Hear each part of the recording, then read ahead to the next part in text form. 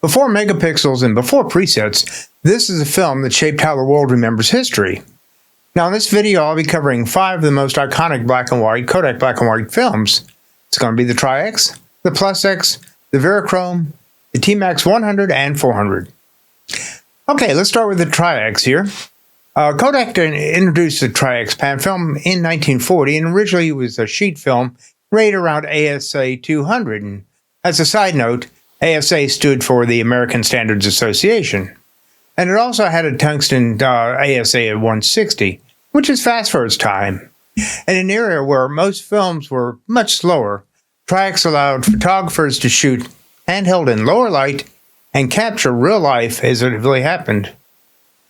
In 1954, Kodak released the Tri-X in 35mm, which is when it fully changed photography forever. Tri-X's high speed made it possible to shoot indoors without a flash, freeze motion with available light, and work quickly and discreetly. Now this aligned perfectly with the rise of 35mm rangefinder cameras and like the Leica and the later SLRs. Photographers were no longer tethered to tripods or studio lighting. Now the Tri-X had grain, but it had grain with character. Tri-X became famous not for technical perfection, but for its distinctive aesthetics such as pronounced organic grain, strong contrast, deep blacks and bright highlights, and excellent mid-tone separation. Rather than hiding grain, Tri-X embraced it, giving images a raw, emotional texture that felt honest and actually human. Now, Tri-X was also known as a film of photojournalism. From the 1950s to the 70s, Tri-X became the default film for photojournalists. Now, some of the notable photographers who relied on Tri-X includes Henry Cartier-Bresson, Robert Frank, Gary Winogrand, Don McEwen, Elliot Irwin, and W. Eugene Smith. Tri-X was also used to document such events such as wars, civil rights movements, political upheaval, and just everyday street life. Many of the most iconic images of the 20th century were actually shot on Tri-X film. Tri-X became a push processing legend, and it earned legendary status for how well it could be pushed to speeds of 800, 1600, or even 3200, and still retain usable shadow detail. The grain became bolder, but expressive, not ugly. Now this made it invaluable for low light and high pressure situations where getting the shot mattered more than technical perfection. Kodak refined the Tri-X over the decades. It improved the emulsion consistency, better exposure latitude, and a slightly finer grain while keeping the signature look. In 2007, Kodak re-engineered it as the Kodak Tri-X 400 or 400TX with modern manufacturing while preserving its classic character. Now, despite Kodak's bankruptcy struggles and the digital revolution, Tri-X survived, and this is a testament to its enduring demand. Today, Tri-X is still, it's a favorite for street documentary and fine art photographers, as well as for its valued and timeless look. It's also used as a teaching tool for understanding exposure, contrast, and light. In a world of ultra-clean digital images, Tri-X remains unapologetically perfect, and that's exactly why photographers still love it. So why does Tri-X matter? Or Tri-X didn't just record history, it actually defined how history looks. Now let's look at Plus-X Pan. Kodak Plus-X Pan holds a quieter but equally important place in photographic history. Now where Tri-X was raw and urgent, Plus-X was refined and controlled and beautifully balanced. And this is a film that rewarded patience and precision. Kodak introduced Plus-X Pan in 1938, making it one of Kodak's earliest panchromatic black and white films. It means it was sensitive to the full visual spectrum. Now, at the time, many films still struggled with accurate and tonal rendering, especially around skin tones and skies. Now, Plus-X was originally rated around the 50 speed, and 40 for tungsten, 50 being daylight. And this positioned it as a medium speed film with excellent sharpness and fine grain.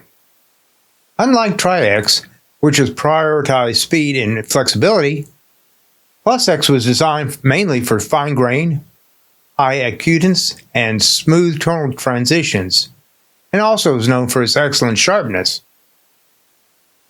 This made it ideal for photographers who worked deliberately and cared deeply about tonal nuances. Now, Plus-X became widely used by portrait photographers, architectural photographers, landscape photographers, studio and editorial shooters as well. It was also heavily used in motion picture production.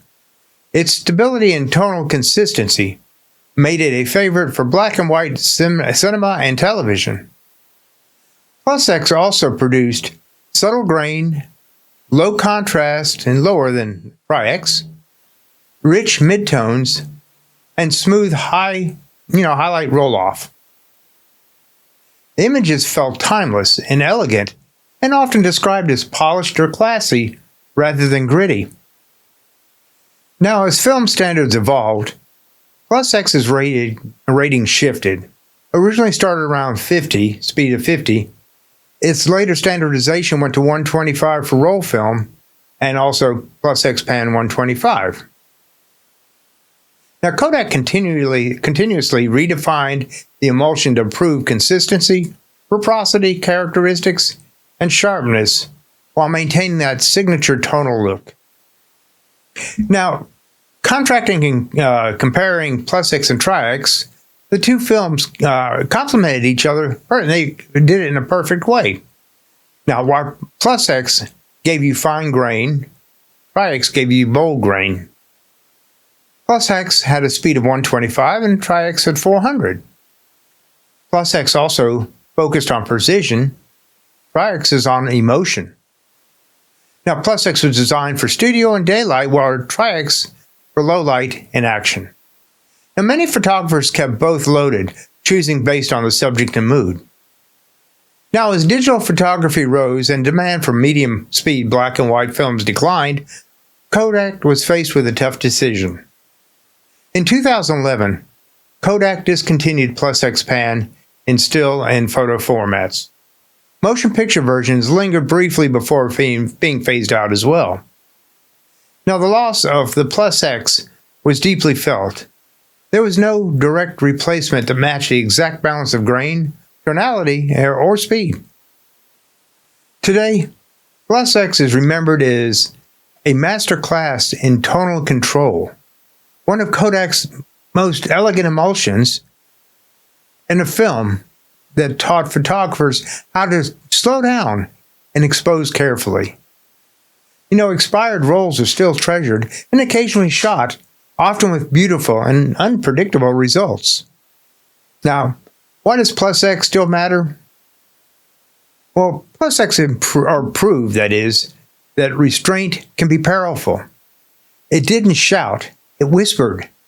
And in doing so, it created images that felt deliberate, graceful, and quite frankly, enduring. From here, we're going to go ahead to the Verichrome Pan. Verichrome Pan occupies a unique, but often overlooked place in photographic history. It wasn't a film of war correspondence or gallery prints, and the film that quietly documented everyday life for millions of families. Now, Kodak introduced the original Verichrome film in 1931 as an orthochromatic black and white film, meaning it was not fully sensitive to red light. Now, despite this limitation, it was extremely popular because it was forgiving, consistent, and affordable. In 1956, Kodak replaced it with Verichrome Pan, upgrading the emulsion to a panchromatic sensitivity, and a major improvement that allowed for more accurate skin tones and skies while preserving the original film ease of use. Now, Verichrome Pan was designed primarily for amateur and family photographers, snapshot cameras, box and folding cameras, and it also came in rolled formats, especially 127, 620, and 120. Now, unlike Tri-X or Plus-X, Verichrome Pan prioritized exposure latitude over speed and sharpness. Verichrome Pan was typically rated around 80, the speed of 80, and later standardized to near an ASA or ISO of 100. Its standout trait was its remarkable latitude that could handle significant over or under exposure, excellent shadow retention, and smooth highlight roll-off. Now, this made it ideal for photographers with minimal technical control over exposure. Verichrome Pan images are most recognizable by the moderate contrast, the fine but not clinical grain, gentle tonal transitions, and slightly softer sharpness. The result feels warm, approachable, and human. The look of family albums, birthdays, vacations, and just ordinary moments. One of Verichrome Pan's biggest strengths was its ability to be developed in almost any black and white chemistry.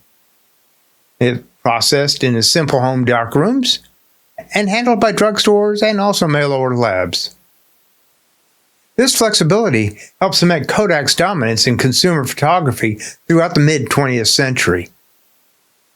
Now, while it did not define history in newspapers, Verichrome Pan preserved personal history, such as post-war family life, small-town America, everyday routine, and, of course, childhood memories. If you've seen old family albums from the 50s and up to the 70s, there's a good chance that they were shot in Verichrome Pan film. Now, as color photography became the default for the consumers in the 70s and 80s, demand for the black and white consumer films declined. Kodak officially discontinued Verichrome Pan film in 2002, closing the chapter of one of its longest-running still photography films. But its legacy continues. Today, Verichrome Pan is remembered as one of the most forgiving black and white films ever made. It was a cornerstone of amateur photography. It was a film that was valued memory over mastery. Now, expired rolls are still circulating and is often surprisingly usable, and this is all thanks to the robust film emulsion. Verichrome Pan film reminds us that photography isn't only about iconic images, it's also about ordinary lives and preserved honesty. Okay, moving on to the T-Max 100 now. Kodak's T-Max 100, or TMX, represents Kodak's bold leap from a classic grain-forward black and white film into the modern precision-driven era. Its history is about technology control and redefining what black and white film could look like.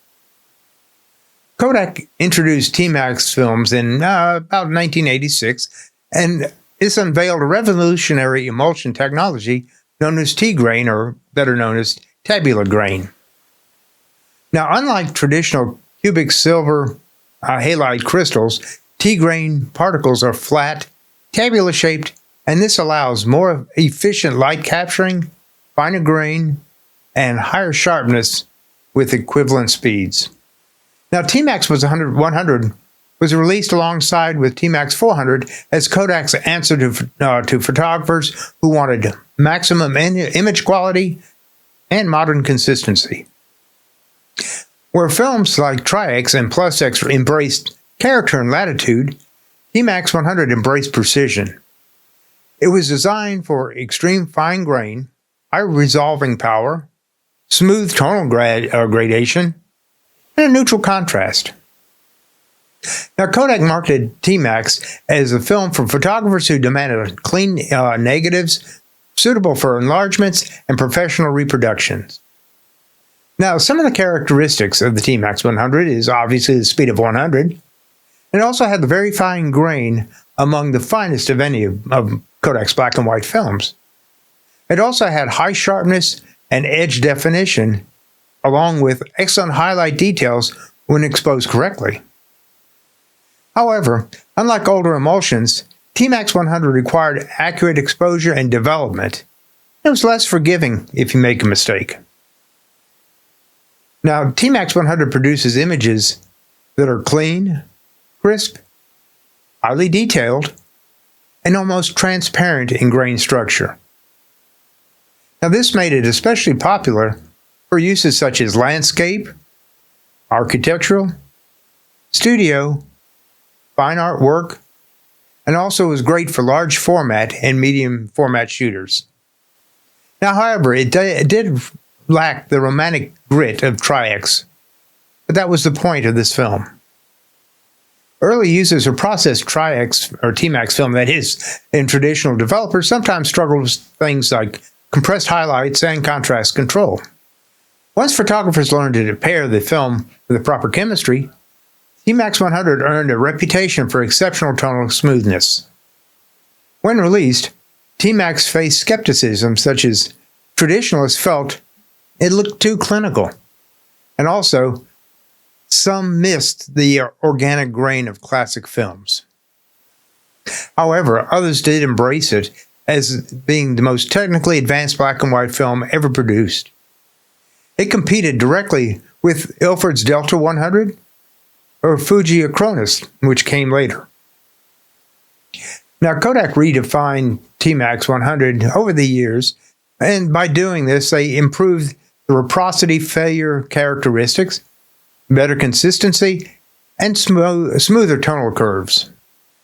Unlike many films that were discontinued during the digital transition, T-Max 100 survived, and this is thanks to its loyal professional and fine art following.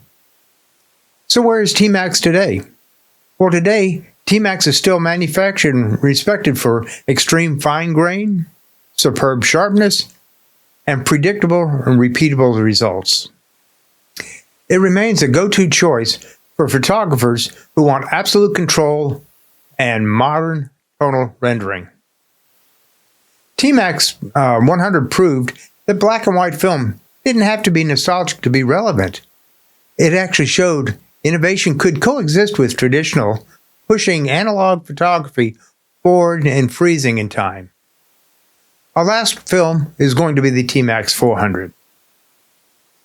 The Kodak's T-Max 400, TMY, is one of the most important black and white films of the modern era, a film that bridged the emotional traditions of classic emulsions with the technical precision demanded by contemporary photographers. Kodak introduced T-Max 400 in 1986, along with the T-Max 100, as part of a major technological shift in black and white film. At its core was Kodak's new T-grain, or tabular grain again, emulsion, which used flat, plate-shaped silver halide crystals instead of traditional cubic grains. Now, this innovation allowed Kodak to deliver fine grain at a higher speed, improved sharpness, and greater efficiency to capture light. For the first time, photographers could shoot speeds of 400 black and white film with grain levels approaching slower films. Before T-Max 400, fast black and white films like the Tri-X were valued for flexibility and character, but grain was always part of the bargain. T-Max 400 challenged that assumption. It offered a speed of 400, significantly finer grain than Tri-X, smooth tonal transitions, and a higher resolving power. Now, this made it appealing to photographers who needed speed without sacrificing detail. When T-Max 400 was first launched, reactions were mixed. Some photographers struggled with highlight compression, contrast control in traditional developers, and a less forgiving exposure latitude compared to the Tri-X. Kodak addressed this by introducing T-Max Developer, designed specifically to manage the film's tonal curve and maximize its potential. As photographers adapted their techniques, T-Max 400 earned a reputation for a clean, modern negative with excellent scalability. The T-Max 400 film produces images that have fine, tight grain, neutral contrast, smooth highlight roll-off, and excellent shadow detail when exposed properly. Now, while it lacks the gritty, emotional texture of Tri-X, it excels in clarity and consistency. In 2007, Kodak released a major redesign of the T-Max 400, commonly referred to as TMY-2. This update delivered even finer grain, improved reciprocity failure, greater exposure latitude, and better shadow detail, and also increased pushability from 800 to 1600 with strong results. The reformulation firmly established T-Max 400 as one of the most advanced black and white films ever to be produced. T-Max 400 became popular across several genres such as documentary and editorial photography, landscapes, architecture, studio and fine artwork, and was also looked upon greatly for large format and medium format photography. It was especially valued by photographers who needed speed, enlargement capability, and tonal accuracy in one emulsion. Now, as many films disappeared during the digital transition, T-Max 400 survived thanks to its strong professional and enthusiastic base. Today, it remains in production and is widely regarded as one of the finest ISO 400 black and white films ever made, a technical counterpoint to classic emulsions like Tri-X, and a benchmark for modern black and white film performance.